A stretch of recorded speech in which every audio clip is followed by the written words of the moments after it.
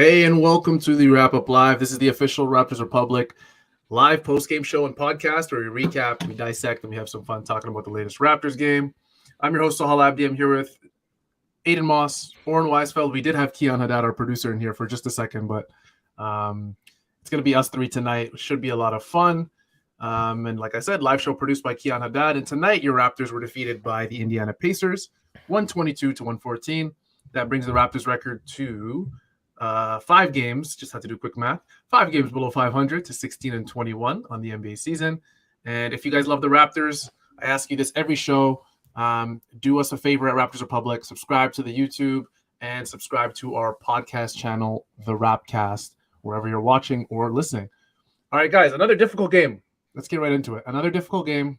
Pacers are not an elite basketball team by any stretch of the imagination. They are having a pretty good season, 4 games above 500. They are in the thick of it in the Eastern Conference playoff race.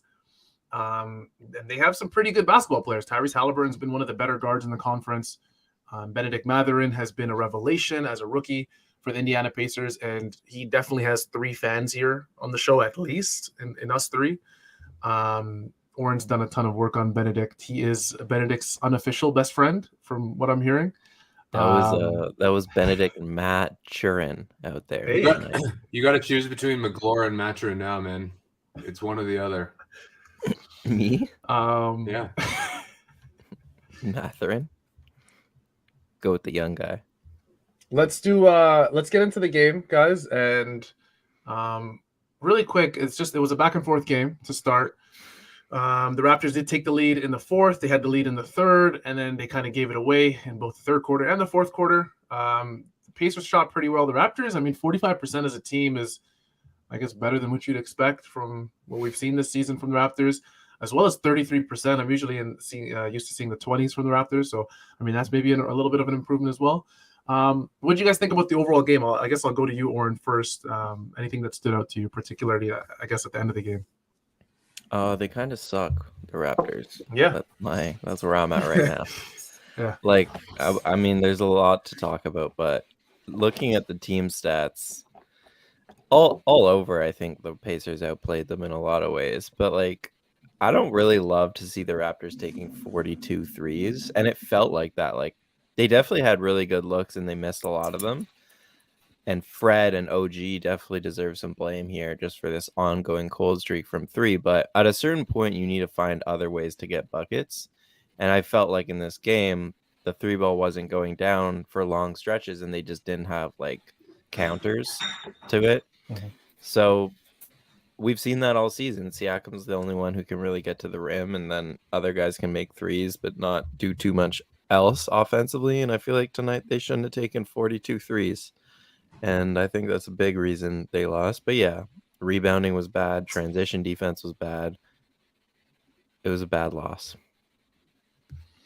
Yeah. Aiden, what did you think about the game? Yeah, the 3-point shooting, it seems to be the bellwether for what's going to happen in this team. The first half, especially the first quarter, they started off pretty hot from 3. I'm just looking at the shot charts. It looked better than it did in the second half. Let's put it that way. But for me, it's the bench was a problem tonight, and no surprise taking Gary out of the bench role that he's been playing quite well in, and leaving that bench to basically nobody. Boucher barely played. Flint, everybody's going to rag on Flint for that 5 minutes of defense, but 2 of those possessions were screens that he got obliterated on and then was retreating on. So I don't think it was necessarily fair, but he didn't have a good showing. Yeah, so that to me, that was the glaring issue, was just that we would build this lead or dig out of a hole, and then the bench unit would come on and we would just fall apart again. It just seems to be with this team. It's not everything can click all at once, right? Gary suddenly hot, Pascal's playing well, Freddie falls off, OG falls off, the bench falls off. It's just one. It always seems to be one thing that really, and maybe that's the problem with this team, is that the Raptors need everything to go well for them to be successful against average teams. Yeah, Keon, we usually save the best for last, so we're gonna do it on this show. What did you think about the game? Same thing as everything else. I mean, I think the main glaring issue you look at from this one is the bench.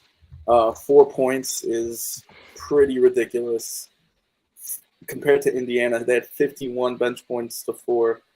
It has to be better. Something has to change.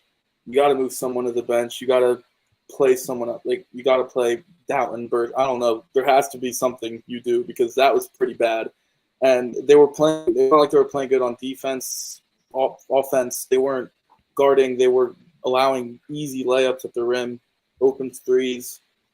Man, it was rough. Precious. I was hoping for more out of Precious. Maybe he could have ignited the bench, but it was his first stint was just the most Precious stint I've ever seen. He drops a dunk on a back. He drops a pass on a cut for an easy dunk. He then throws down a lob. He then misses a wide open dunk. Like, yeah, that. Not a lot I can say other than that. Even on the transition, like Indiana was scoring in transition off of made buckets. You know, it's just like the early on, especially OG looked out of it. Gary gave up a couple of offensive rebounds. They didn't really get going. They didn't really lock in until a little bit later in the first quarter, and by then they'd already kind of, were fighting uphill. Yeah, That's why this game was confusing to me. Is like theoretically, in a track meet type fast-paced environment, shouldn't the Raptors thrive in that type of environment? Like, isn't this team built to play a fast game? They're young, they're athletic. They have a lot of guys who are better in transition than in the half court. And defensively, kind of the whole point of their 6'9" structure is that you can match up with anyone in transition and be fine, right? Like, be fine as a rebounding team, be fine as a stay in front of your guy. And especially the first half, like, this was just a track meet. Indiana clearly wanted to push the pace off of makes, but the Raptors couldn't keep up with them. And I was a little bit confused. Just like, yeah, Indiana has more quick twitch guards, you could say that for sure. But the Raptors are a young and athletic team, and I don't really understand how they were getting outplayed that badly in transition, other than just like mental blunders and inability to finish plays. do you guys think it could just be a because when we go back to the beginning of the season, you look at this Raptors team, someone would ask you, talent wise, you stack up the Indiana Pacers to the Toronto Raptors. I mean, you would think it's not even close, right? We talked about it last season a lot, Aiden and Oren, how the Raptors' strongest 5 are some of the best 5 in the league that you can put together. It's just everything beyond that has been extremely inconsistent in the last couple of years, right? So, but when you look at Indiana, I mean, you look at their starting 5 versus the Raptors. Most people, even with the Raptors loss, would take the Raptors, but it goes beyond that, right? Like, these Indiana Pacers have very good players coming off of the bench. And I'm not ready to give up on guys like Chris Boucher, even though it seems like Nick Nurse has in the last month or so. I mean, Chris Boucher has been a non-factor. He hasn't gotten minutes. Nick Nurse has publicly called him out. He said, he just needs to play better, simple as. Precious Achiuwa just got back from injury. This was his first game back, so I didn't really expect much. It would have been nice, like Keon said, for him to give us a little bit of a punch in a game like this. But you look at their bench contrasted with Toronto Raptors, and I mean, Jalen Smith has been great for the Pacers this year. I know that because I have him in basketball fantasy. Benedict Mathurin has been damn near the 6th man of the year. I mean, he's been in that conversation all season long. McConnell looked fantastic tonight. I don't know how he's been playing all season long. He's like a little jitterbug. I don't know. It's like he's going 40 miles per hour when he goes downhill. He pissed me off tonight. Yeah, they got Chris Duarte, who had a great rookie season last year. He's now on the bench. So, I mean, up and down, you look at both rosters and you start to maybe edge towards the Pacers. Maybe this is just a better team because... No, I don't buy that. Because I tweeted that today. I tweeted that the Raptors are more talented than the Pacers, and people got mad at me. And I was like, you guys are sick. Like, I know it's the internet, but like, you don't have to make an argument out of everything. On paper, the Raptors are a lot more talented than the Pacers. I just think they don't fit as a team, and the coaching just hasn't been good this season, and the lineups don't make sense. But talent wise, I don't even think it's close. So sorry, Zara, but I think couldn't like give that to you. I think 1 to 10. If you line up 1 to 10, Indiana starts winning at the bottom part of the roster a little bit. Yeah, or but 1 to talent 12, let's is say. top heavy, right? Top, So, yeah. I think we have 3 of the best 4 players on the floor at any given time in that game. And honestly, our starters looked really good. Like someone mentioned that our first quarter offense looked good. It did. Yeah. I don't know if you guys noticed how weird it was what Scotty was doing. Like he literally was not looking to shoot. He wasn't even. Typically, Scotty takes a moment to think about scoring and then goes and does something. The first quarter, he was actually not even looking at the rim. It was astonishing. It almost looked like someone said something and he was like, "Fine, F you," and then like I'm just not going to try and shoot. Like it looked like he was trying to send a message, but it actually looked nice. He suddenly became kind of this catalyst that was it was like a micro Someone used the word connector, which I really like. Totally. He was like a micro ecosystem where like the ball would run through him and he would kind of run around and create stuff and build a lot of stuff off of that. And I really liked that. And we were hitting our shots from the outside. Pascal was cooking. Like we looked good. And same thing, someone else mentioned Scotty in the short roll. Like we were running a lot of that in the fourth quarter and it looked good. It's just like, I really think tonight we either gassed out in the fourth quarter, but that in combination with the bench deficit was just like too much to overcome. Yeah, and I think that's what most people are going to come back to. They're going to look at that major difference between both bench units, and Pacers. I don't know, Oren. Like I know you're of the opinion, the strong opinion, clearly that the talent gap is a large one between these two teams. But the Pacers are so much better this year. Like Halliburton, you stack up both teams. Is Halliburton, I think, might be the second best player. Yeah, I'll give you that. Both teams, right? Yeah. And then beyond that, obviously, the Raptors, like Aiden said, probably have the next 2 or 3 players. And then, but I don't know. Like the Pacers are a team that they don't really give 40 minutes across the board to like everyone's playing 20 minutes, 15 minutes, 18 minutes. And when you can get consistent production from guys like Chris Duarte and guys like Benedict Mathurin, and you can't get that from who's supposed to be your best bench player in Chris Boucher. And, I don't expect much from Christian Koloko this season. I'm not switching that stance up just because he's been given minutes this year. I don't expect much from Malachi Flynn either. Right. So beyond that, who are you looking at? Thaddeus Young, Chris Boucher, and then Precious Achiuwa, who just came back from injury. Namely for me, Chris Boucher. And I don't know. We talked about this, I think, a couple shows ago as well. It's what do you do with Chris Boucher? He doesn't earn the minutes. Do you just hand them to him? I don't know. And I don't know if the Raptors have a solution for this consistent, I guess, bench issues that they've been having. I don't know, Warren.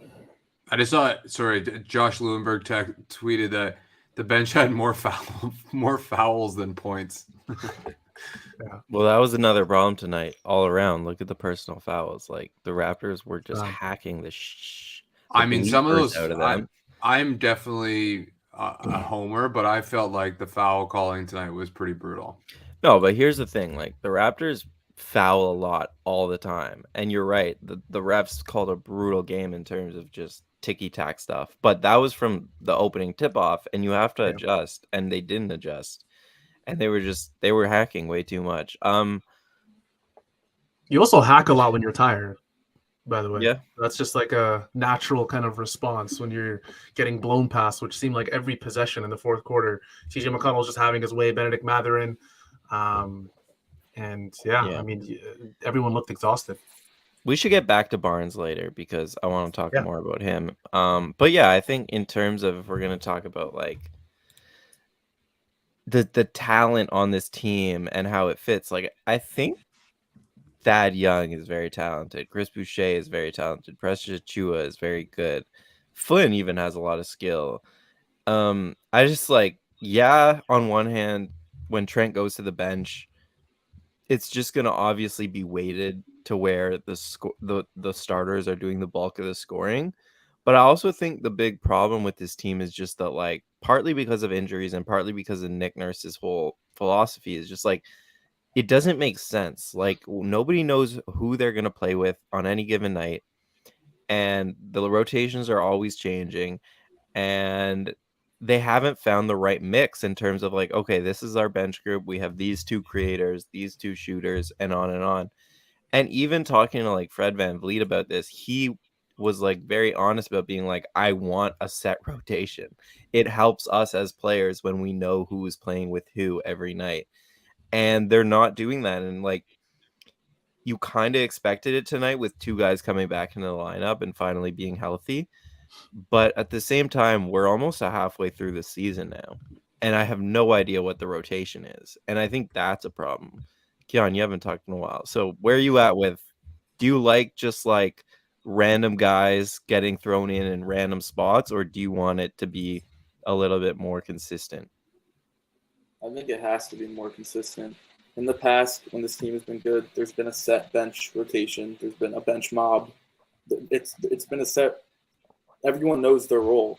Everyone knew what they were on the floor to do, and every single night we're watching different players off the bench do different things, like totally different from what we've seen before. And I don't know if that's a personnel issue. Do you need players that fit your scheme more off the bench? I don't know, because like it's frustrating to watch. It's hard to watch out there. These players just not play how they're supposed, like not even give you a chance off the bench. The Pacers bench, as soon as they came in, absolutely dominated them up and down the floor.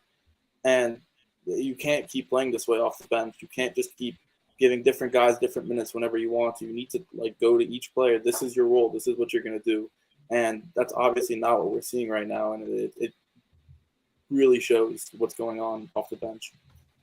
Yeah, I think the leash is just too short. I think we can all agree on that. I think once you set those established roles amongst the bench, I think you just have to stick with it. I know Nick Nurse is the type of guy where when guys struggle and he feels like they don't deserve minutes, they're going to get pulled.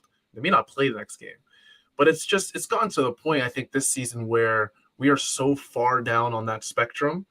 Guys like Malachi Flynn, Thaddeus Young, Koloko, they have no clue how many minutes they're going to play when they're going into games. They don't know if they're going to play 3 minutes or 10 minutes or 25 minutes, right? Which I think is very strange. It's been all over the place this season.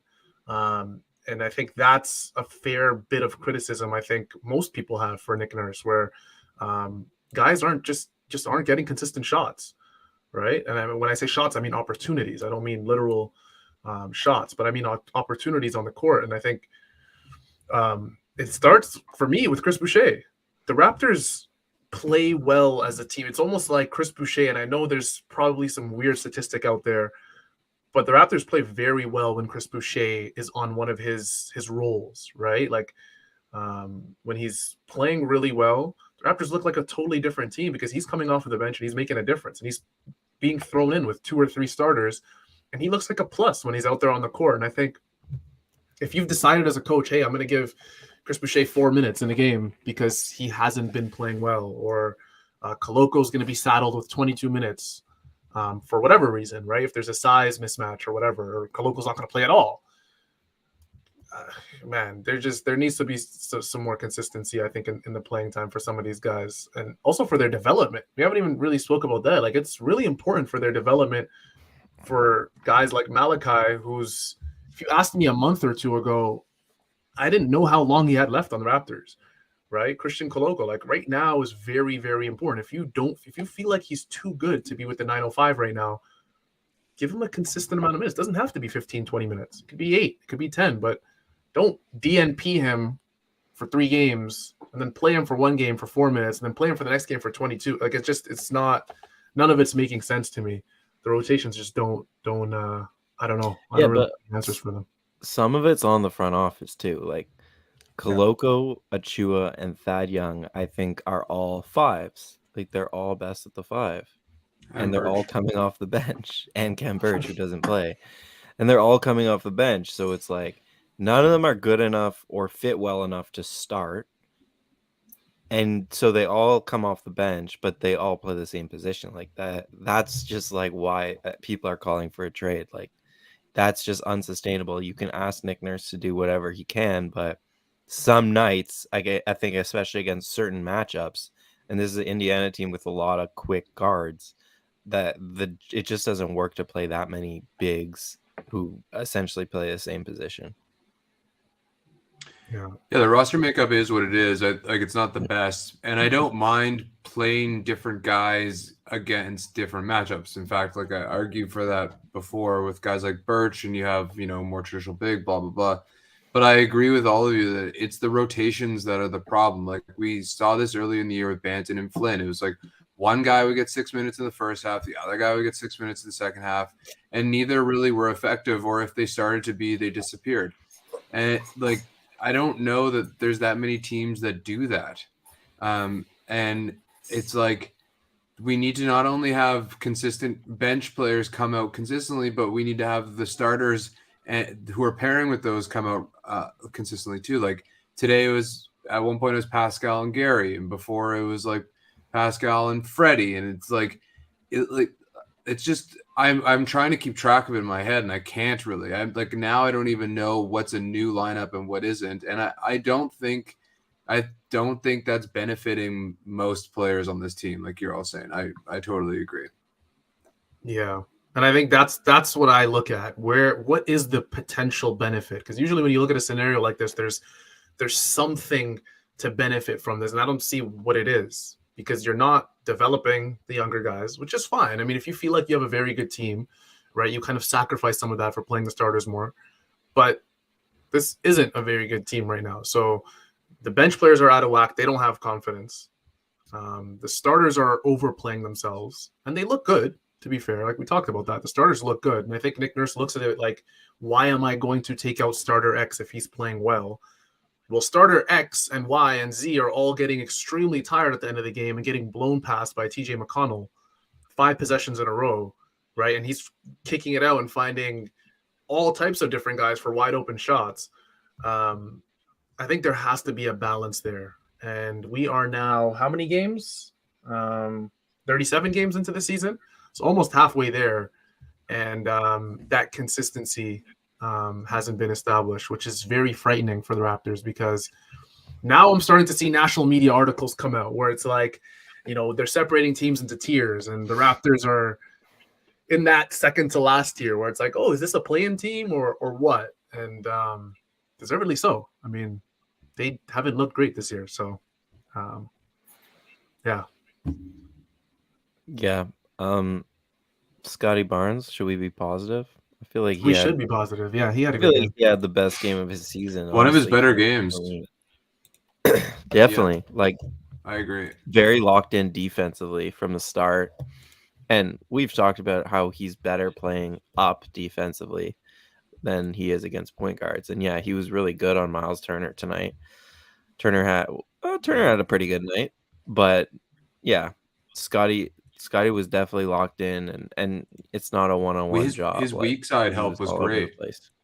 Yeah, exactly. He was all over the place. And then you were talking about it offensively. Basically, Turner from the get-go was like, I'm just going to sit in the paint, let Scotty shoot. And Scotty was like, I'm not going to settle for shots. I'm going to basically be like a Draymond and go set screens, because if my guy's all the way in the paint, then I can set this screen and he's just going to come off it, and Turner's in a deep drop, and it's going to be an open 3 or an open 2. And so they were getting really good looks off that. And I think there's something to be said for that offense, because he was a little bit of a connector, and it was a lot less Siakam ISOs. Plus 16 on the night. Yeah, it was just a really good. And he just made some crazy dimes. Couple to OG in the corner in the second half. Fumbled down low too. Yeah. That were non-assists. He could have easily had 11, 12. Yeah. Do you guys want him to shoot, or are you happy with a game like today? I want him to shoot in the flow. He has reduced his dribble combo pull up stuff. Totally fine with those going away. Early on, I actually yelled at the TV. He was 12th. He was 12 feet above the free throw line, and he just literally turned away and dribbled over and passed to the weak side. Those shots he should be taking, no question. because you have to make Turner honest at some point.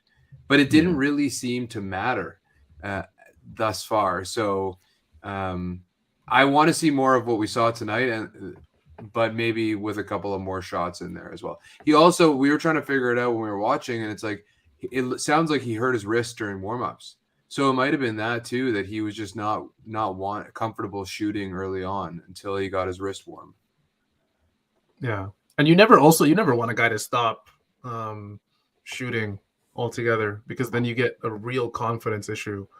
That points to probably one of the bigger ones, I think, honestly, in NBA history, in the drop off we've seen from Ben Simmons, where he just refuses to shoot anything now. And it's like when he goes up for a shot attempt, you're shocked, right? I think confidence and mental stability is a real thing that every NBA player deals with on the court and off.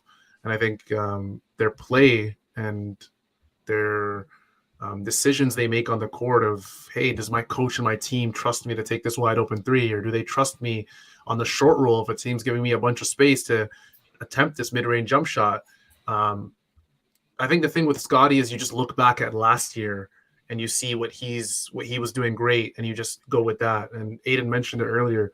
He's incredible in the short roll, incredible. So he's one of those guys that when he has space around him and things are moving very fast and there's a backside cutter and there's 2 or 3 things happening at once, he processes information really fast, right? And you don't get that a lot from a 20-year-old, I think he is. I don't think he's 19 anymore. So Scottie is 21, I think. Huh? Or 21, yeah. Still young, still super young. Oh, yeah. Yeah. Keon, what do you think about Scottie's game? I thought he played great. I thought at the start, Miles Turner was kind of giving him the Ben Simmons treatment. And I thought it was going to be one of those Scottie games where the whole fan base turns on him for a night and everyone gets mad. But I thought he really took that and just took what the defense gave him. I agree with Aiden when talking about the shots. I think if he's taking them in the flow of the offense, he's taking threes, then that's absolutely fine. I don't like him dribbling up the court and cross like dribble combos into a step back three. I don't want to see any of that. I like just play to his strength. And we talked about this earlier, where like he's too talented to not get out of these like weak spells. He's way too talented. And today, like, he showed it. Like, if he can continue to play like this and play as like the stem of the offense and get everyone else involved, like you said earlier, throwing great passes. That lob to Ochua on that baseline cut was beautiful. And he just, like, if this is how the starters are going to play, and if Fred can start hitting shots, I'm very optimistic about how those guys can play, because you can see the you can see like things you saw from last year, the chemistry between those 5, and it's starting to come back a little bit. Now it's about the rotation. It's about, I know I'm going away from Scottie a little bit here, but it's like if he's playing like that, it's huge for the offense to just get a rhythm and just play with some pace and not play so stagnant and so ISO heavy, Yeah. 100% for sure. We talked about Scottie and the bench so far, and I think we don't really have to go super in depth with Pascal Siakam, because he just did what he usually does in a game like this. He shot well. Didn't look like he struggled much in his one-on-one opportunities. He got to the free throw line 7 times. I wanted to kind of focus in on 2 players who kind of had different games. Gary Trent Jr. with 32, 11 for 18 shooting. And then on the other side, you had Fred VanVleet, who struggled to shoot from the field. Again, in this game, he was a +2. So, something was working, I guess, when he was on the court. But I guess we'll start with Gary Trent Jr. What did you guys think about his 30-plus point performance?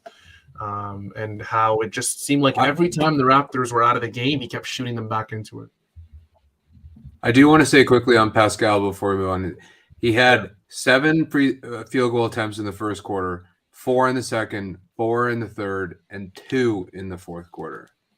And I find this has been a reoccurring issue with the Toronto Raptors too, is they don't go back to Pascal when it's working. It's just like he's the hub of this offense. He should be having more than 7 assists a game.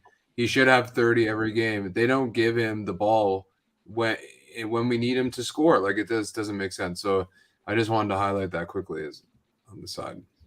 Yeah, it's unfortunate. 7-4-4-2, you said, right? 7 in the first, Yeah. 4 in second and third. Yeah, and two shots in the fourth quarter. Unfortunate, especially because Pascal's been the best player by far for the Raptors this I season. was Most consistent by far, right?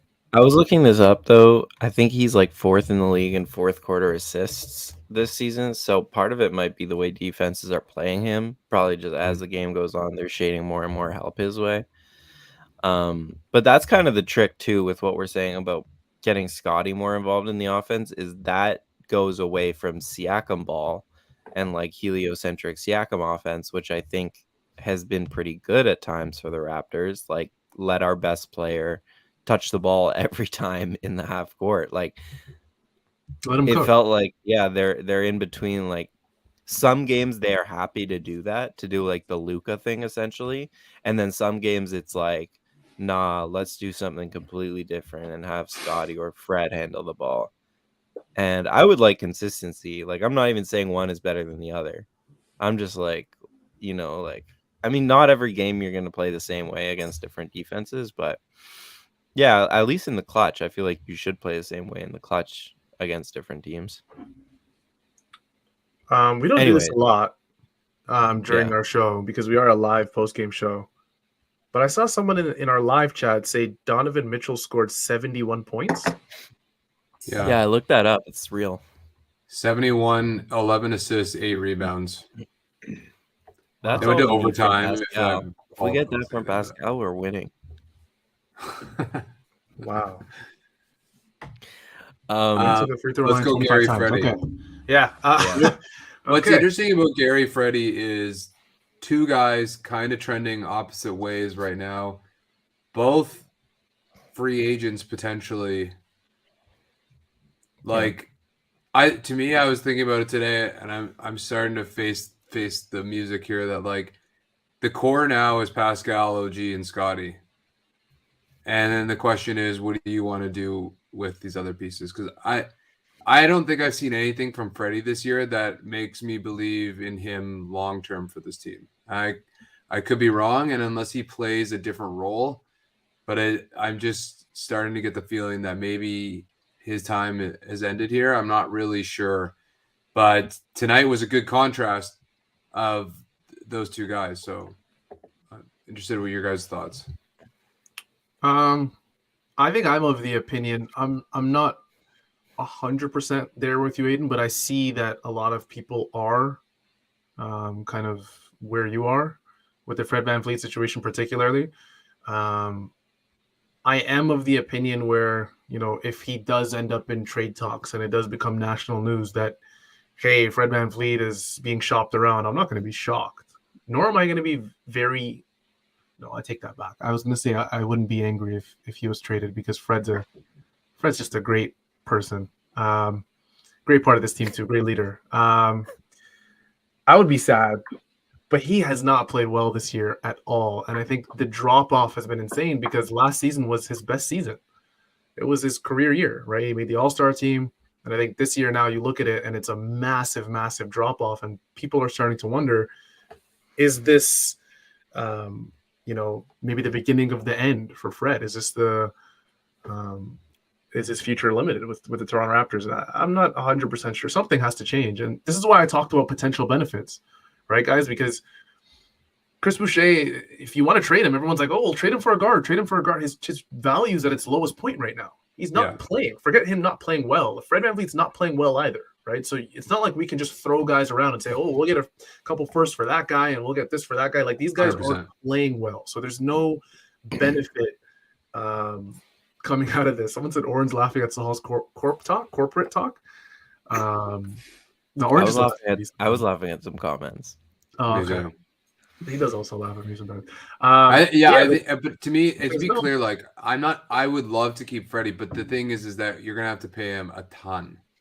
And that part is becoming less and less clear. Well, yeah, but even if it's 3 years, 90 or something, right? Like it's a big chunk. And he doesn't seem like he's like play aside because that is very concerning and maybe he'll turn it around. It could be back stuff. It could be knee stuff. I don't know. But he doesn't look like he's willing to play the role that I think this team needs him to play to be successful. It's like floor general. Yeah, I think so. It was like today was one of the first times actually that I felt like he played the role properly. Like he needs to be floor general, hardcore defender, spot up shooter, tertiary creator.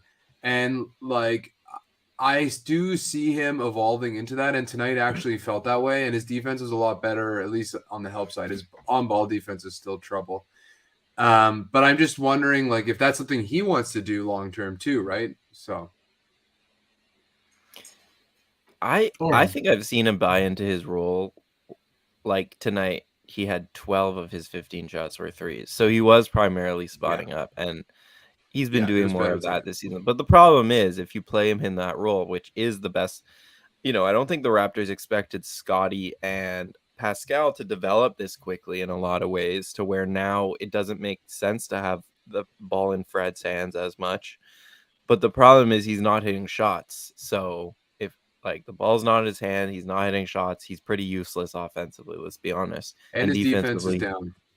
Yeah, it's lost a little step. And that's another thing with the roster construction real quick, is that like no one on this team can stay in front of Tyrese Halliburton. And so that's why I'm like get a Caruso in here, because like, yeah, Fred couldn't do it, but that's a tough job. And maybe you need to go out and get someone who can do it. But anyways, like I definitely came into the season thinking Gary might get traded and Fred was going to be here long term.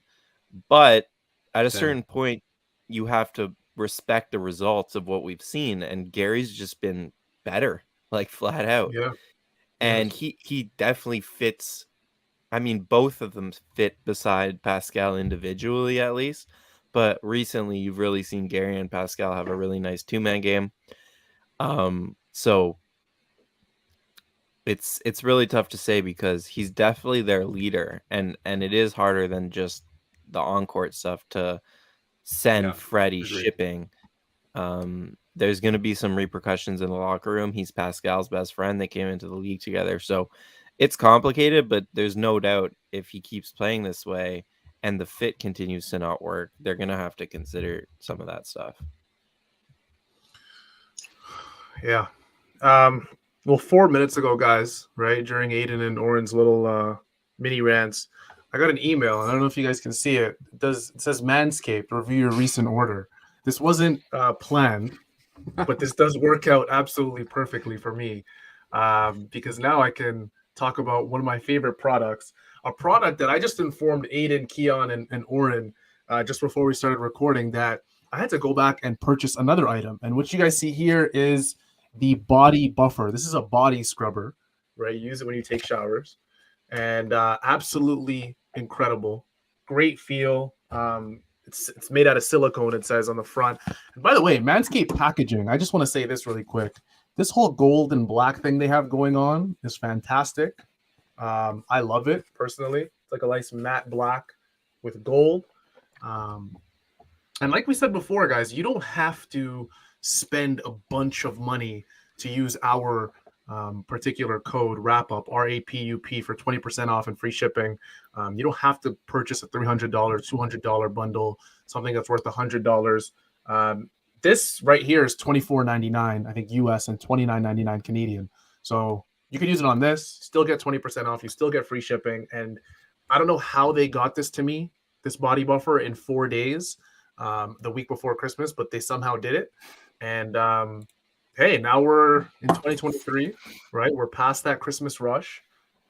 We urge you guys, if you are looking for gifts, if you are looking to replace any of your men's grooming items, to visit manscaped.com and use our promo code RAPUP, RAPUP, for 20% off and free shipping on your entire order.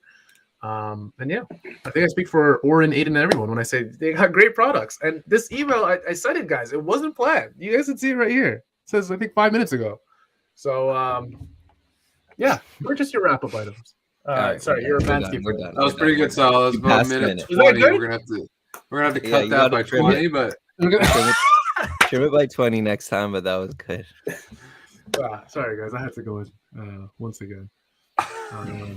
Someone said, "So, how much has Manscaped enhanced your relationship?" Yeah, you must. Relationship with who is the question? himself. With God. Don't do that. Don't do that. Yeah. I feel like the guy we haven't talked about tonight is OG Anunoby, who I get it. He had a pretty average game, but I also do feel like if we're hating on Fred and we've given it to Scotty this season, I think OG, since really last 3-4 weeks now, since Pascal returned to health, like OG just hasn't been good enough in terms of what they need from him and Fred. Like, you need your 3 best players to be really good on this roster, it looks like. And yeah, I think OG deserves some criticism. Like, we're talking about Fred shot a lot. OG is now down to on the season. What is he shooting from 3? Why can't I just 35% from 3? He's a career 37% shooter, and the He's looks been are better open. lately, though. He has, yeah. Lately. He has, but he hasn't still been great. Like, the looks are so wide open. Yeah. And they're just looks that in the past he was knocking out at a really high rate. And yeah, the defense, I think the defense has also dropped off from the level it was at earlier in the season, where he was just affecting the game so much. But yeah, it's just the combination of, like, OG is a better shooter than this, and I want him to get back to that level. I think he's better at attacking closeouts than he's been recently, and I even think the defense can tick up a notch. So all of them have to play better if they want to turn this season around.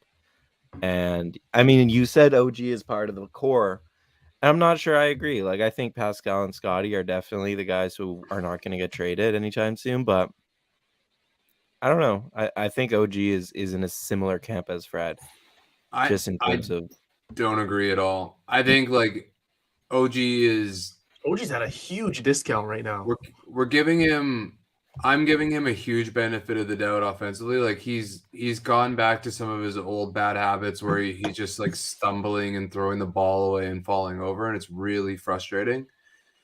But he's defending everybody in the league, well or not. Like, he did a pretty good job on Halliburton for parts of the.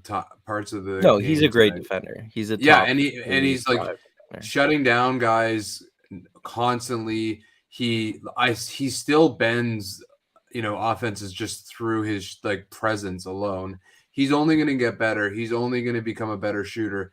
I'll give him more criticism. I don't mind doing that, but like, at his age, the fact that he's a defensive closer, the fact that he has so much room to grow offensively still, and even if he didn't, even if this was just him and he became like a increment more efficient, I still think that makes him like the 4th most important player on a championship team.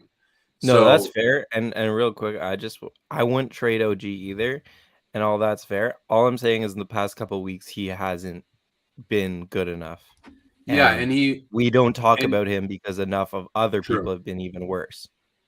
And he single-handedly won't win you games. I think that's the biggest problem right now, is that like even Scotty can suddenly take over a game and be the difference maker. And the only way OG is going to win you games is on the defensive end, and that's only limited to so much. So that is fair. I just don't trash OG, okay, man? Just back off him.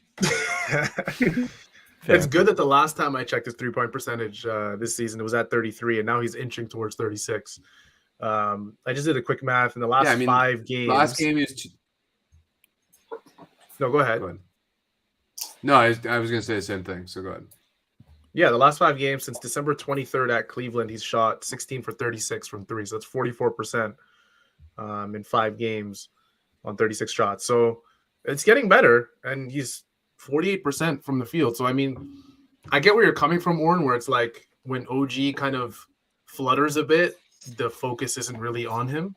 But I think a lot of that has to do with just guys being consistently, worse, playing at a lower level this entire season than OG.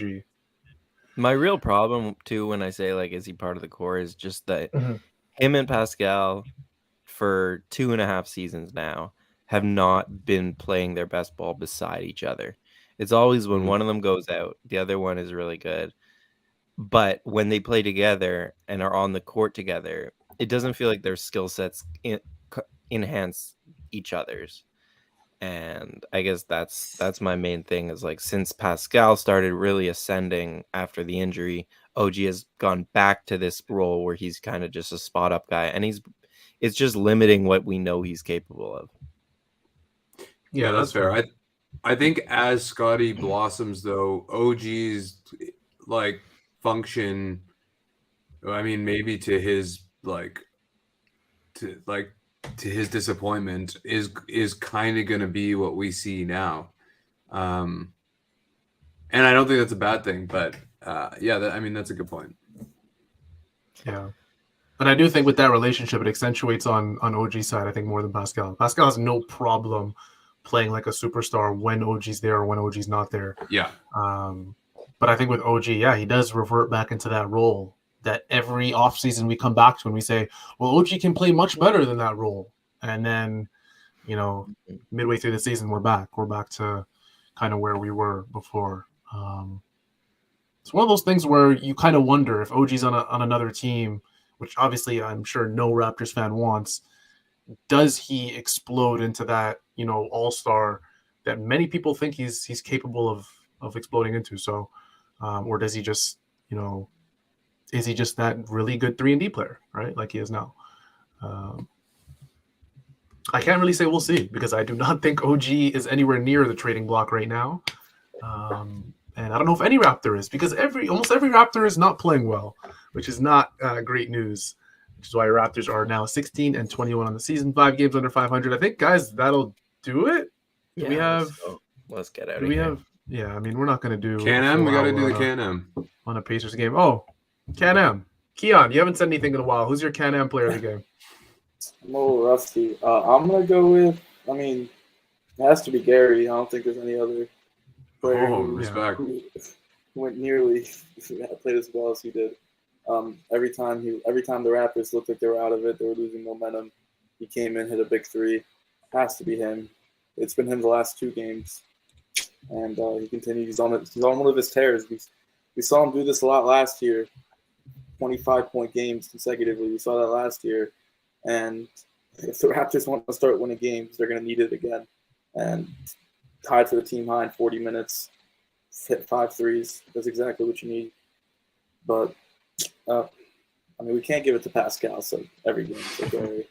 The non-Pascal. Zarar suggested we name this the not Pascal Siakam award. Yeah. Maybe Scotty. Yeah, we'll do Taxman. I'm with you. I'm with Gary Trent Jr. being our Taxman of the night. I think Oren and Naden are fine with the 2. Obviously, honorable mentions go to Scotty Barnes as well, and obviously Pascal Siakam, who played pretty well, in this game as well. We've seen a ton of interaction in the live chat, so we appreciate everybody joining us. We've seen everything from, the last few comments have been people arguing over whether or not they trust Masai Ujiri. Beyond that, we have tons of trades and people are thinking of potential guys moving here and we're getting this player and I'm interested in that. We love seeing it, guys. We love hearing all of your opinions. Do not get too, violent in our live chat. We do appreciate all the disagreements and the agreements, but we do not, like all the other stuff. I think that's going to do it for all of us tonight. We really appreciate all of you joining us on the Wrap Up Live. Again, your Toronto Raptors were defeated by the Indiana Pacers 122-114, bringing the Raptors record to 16-21.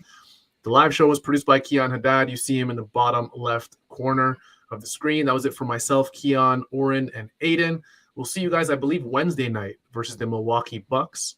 And that will do it for us. Any last words, guys? Bye. Happy New Year. There we go. Happy New Year, because I didn't say that yet.